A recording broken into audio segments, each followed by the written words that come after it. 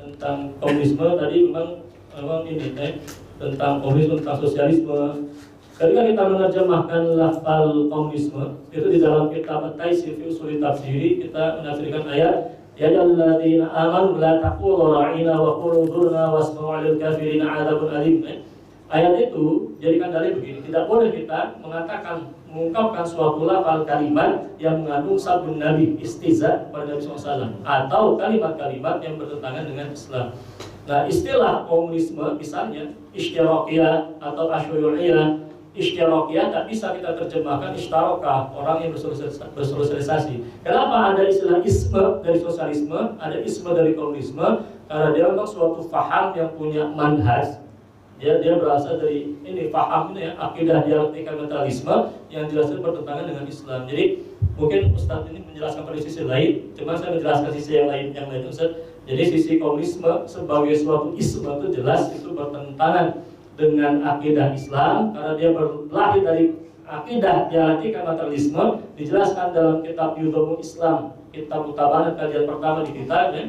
Ada pembahasan dialektika materialisme, segala sesuatu berasal dari materi jelas bertentangan dengan konsep akidah keimanan penciptaan dari Allah Subhanahu wa taala. Dalam hal ini paham komunisme, sosialisme, kapitalisme ya, pada sisi-sisi yang modern ini kan paham-paham yang memang punya isme lahir dari akidah khasah beda dengan akidah Islamiyah. Maka berlaku ayat wa may yattabi ghairal islami dinan fala yuqbala minhu wa huwa fil akhirati minal khasirin. Kata para ulama, lafal dinan di sana wa may yattabi, siapa saja yang mencari mencari ghairal islami dinan, selain Islam sebagai dinan. Dinan nakiratan mubahaman, maknanya luas, bisa mencakup faham ideologi, akidah, keyakinan, amalan dan sebagainya yang bertentangan dengan Islam, itu tertolak ya. Jadi dalam hal ini memang ada sisi komunisme yang ini memang bisa kita katakan yang akidah kufur itu.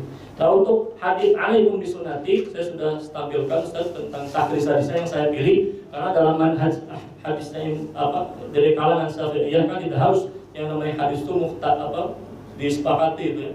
Bisa jadi kadang ada perbedaan pendapat di antara para ulama hadis tentang perbedaan, bahkan di kalangan para ulama jarh ta'dil kan sebagai perbedaan tentang menilai salah seorang perawi.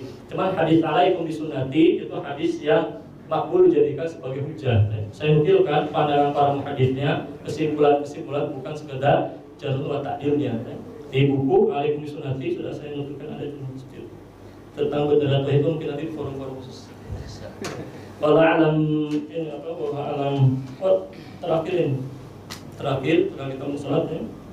Saya sudah sholat sebetulnya.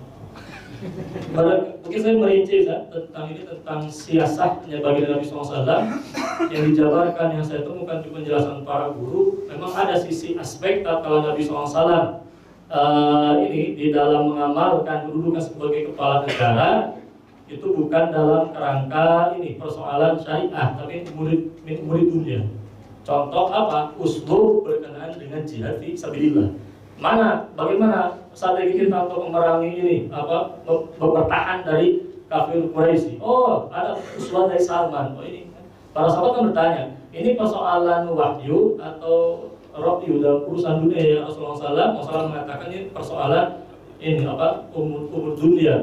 Mereka berpendapat. Tapi ketika Rasulullah mengatakan ini persoalan wahyu, maka mereka diam. Termasuk persoalan wahyu yang sifatnya mujma' alaihi, ketika Rasulullah menetapkan hudud tak bisa digantikan. Itu kan termasuk persoalan mujma' alaihi dalam persoalan siasat. Kedudukan Nabi sebagai kepala negara. Ada sahabat yang minta keringanan. Tadi saya jelaskan itu kan sesuatu yang bagian dari perkara agama. Biasanya perkara-perkara sifatnya duniawi, antum a'lam bi dunyakum, maksudnya itu bukan wilayah-wilayah syariah, bukan sesuatu yang berkenaan dengan kemaslahatan dunia akhirat, tapi berkenaan dengan persoalan-persoalan keduniawian teknis ya, sifatnya uslub teknis, berbicara tentang sains misalnya, teknologi industri itu kan bagian dari umur dunia ya. Allah Nabi Sallallahu Alaihi Wasallam mungkin menutup dari Al-Fakir berbicara tentang persoalan al-imamah wal khilafah itu dalam Islam. Tadi saya sudah menggambarkan jelas perlu bicara tentang khilafah, dia bagian dari ajaran Islam yang saya nukilkan adalah makalah para ulamanya. Dia bukan ajaran teroris radikal, bukan pula sebuah ideologi. Tadi kan kita sudah lihat pendapat para ulama.